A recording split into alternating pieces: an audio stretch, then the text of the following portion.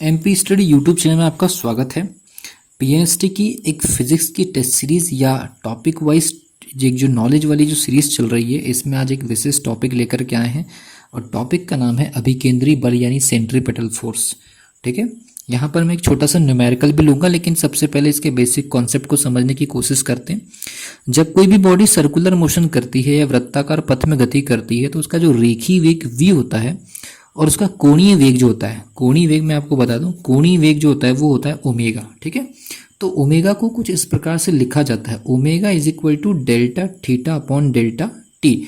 इसमें कोणीय विस्थापन के ऊपर ध्यान देते हैं, इसीलिए इसका जो मात्रक होता है वो होता है रेडियन प्रति सेकेंड। ठीक है, तो ये कोण के रूप में जो विस्थापन होता है कोणीय विस्थापन कहलाता है, और जो पाथ पर जो विस्थापन होता है, ये जो सर्कुलर पाथ या वृत्ताकार पथ पर जो विस्थापन होता है उससे जो प्राप्त जो वेग होता है वो रेखीय वेग कहलाता है। ठीक है, लेकिन इस गति के दौरान किसी वृत्ताकार पथ के केंद्र की ओर एक त्वरण काम करता है ए।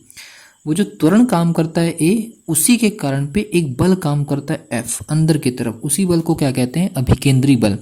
मतलब जब वृत्ताकार पथ में कोई बॉडी कंटिन्यूअसली गति करती है तो उसके सेंटर की ओर एक एक्सेलरेशन या त्वरण काम करता है, और उस त्वरण के वजह से ही एक बल केंद्र की तरफ कार्य करता है, जिसके हम क्या कहते हैं?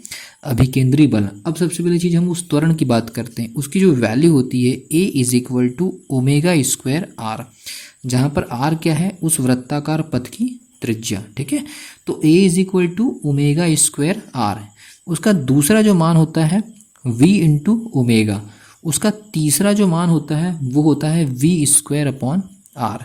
तो अब देखिए बल क्या होता है? फोर्स बल capital F is equal to क्या होता है आपका? ma।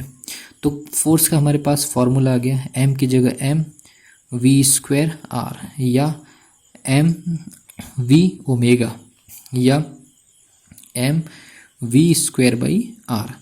तो ये तीनों के तीनों जो हो गए अभिकेंद्री बल हो गए, और ये तीनों फॉर्मूले हो गए आपके अभिकेंद्री त्वरण के। अगर मान लीजिए इसमें हमको न्यूमेरिकल अगर सॉल्व करना है, ठीक है, अगर मान लीजिए न्यूमेरिकल अगर सॉल्व करना है तो एक न्यूमेरिकल मैं यहाँ पर ले रहा हूँ, और मास की वैल्यू में ले रहा हूँ 1 किलोग्राम, त्रिज्या की वैल्यू ले रहा हूँ मैं 10 मीटर।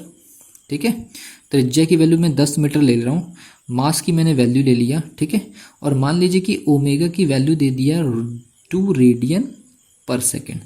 तब की कंडीशन में अगर आपको मान लीजिए फोर्स कैलकुलेट करना है तो आप वैल्यू रख दीजिए। अगर ओमेगा दिया है तो ओमेगा के रूप में देख लीजिए, अगर आर दिया है तो, अगर मान लीजिए ओमेगा नहीं दिया होगा तो फिर वी दिया होगा। ठीक है, तो आप निकाल लीजिए एम की वैल्यू इस वाले फॉर्मूले से।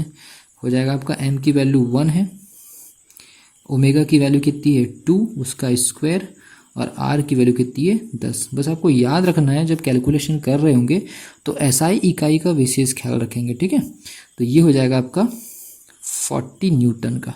तो इसी प्रकार के क्वेश्चंस आते हैं कॉम्पिटिटिव एग्जामिनेशन में। इस टॉपिक से आप इसको इजीली सॉल्व कर सकते हैं। ओके, अगली वीडियो मिलूंगा एक और शानदार टॉपिक लेकर के, तब तक के लिए wish you all the best.